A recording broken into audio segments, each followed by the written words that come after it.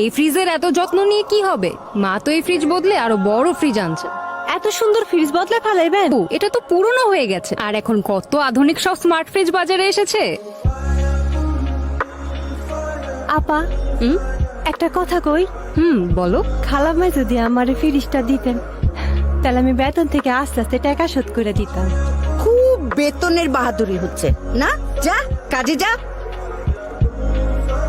খালাম্মা, আফা, আমাকে নতুন ফ্রিজ আইছে। শোন, তোর স্বামীকে বল একটা ভ্যান নিয়ে আসতে। কেন খালাম্মা, কোনো কাম আছে? এত বড় ফ্রিজ কি মাথায় করে নিয়ে যাবি? মানে? এই ফ্রিজটা যেদিন কিনি তুই সেদিনও বলেছিলি আমাকে ফ্রিজ আইসা পড়ছে। নিজেদের জিনিস নিজেদের মধ্যে টাকা দিয়ে বিক্রি হয় নাকি পাগলি?